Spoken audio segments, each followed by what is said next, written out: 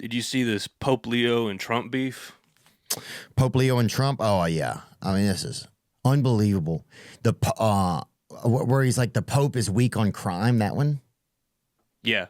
Well, after Trump's tweet on Easter, you know, just tweeting about the annihilation of people. Bring up the tweet so I can be clear on what it is. If you see that Easter tweet, it's crazy. And this was on Truth Social. Tuesday will be Power Plant Day and Bridge Day, all wrapped up in one in Iran. There will be nothing like it. Open the fucking straight, you crazy bastards, or you'll be living in hell. Just watch. Praise be to Allah, President Trump. I mean, that's just, on Easter, that's unbelievable. You know, when people are hoping for something new. Literally on the day when people are hoping and are believing with their hearts as much as they can and are celebrating something new, a rebirth, a resurrection, a possibility. To write that it's diabolical. It's insane. Do you think that Theo has any regret? I don't know if I've ever heard him say he's had any regret. He was part of the machine that got him elected. He was part of that machine. I don't know if he has any regret. This is the first time I've actually heard him speak about this. I know the Trump thing on Easter happened a long time ago, but it's just, I don't know if he has any regret about it, you know? And I think my fear is that after Israel just moved from Gaza to now it's Lebanon and it's Iran. They're on a time clock, and I don't know why they're on a time clock, but they've pressed the fast forward button on control at any cost.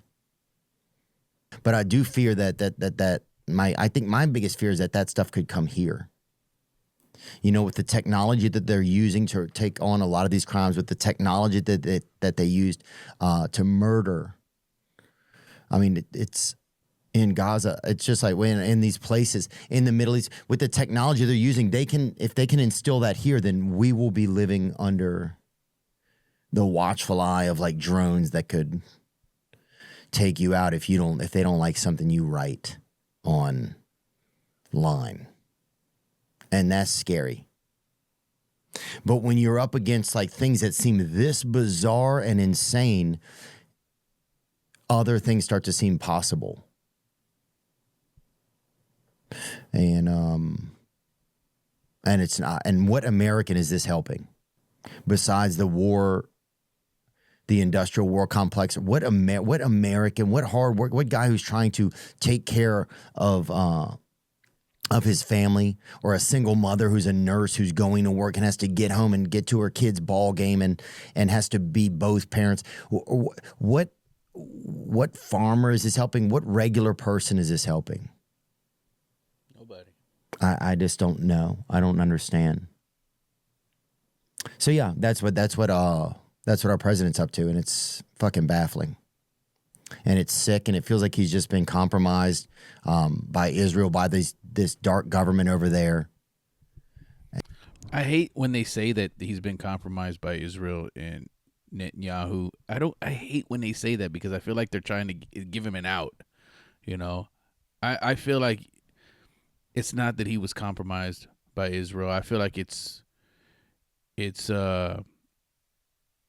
was the plan all along. I mean, the big beautiful bill was there. He had it there before he was even elected. It was there. So it's funny how, you know, Theo was like, it doesn't help anybody. He was never planning on helping anybody from the very beginning. It was tax breaks for the billionaire class, and it was cutting health care and health benefits for people that, you know, poor people. It was gross stuff in there. And people were like, oh, what, it's going to go away?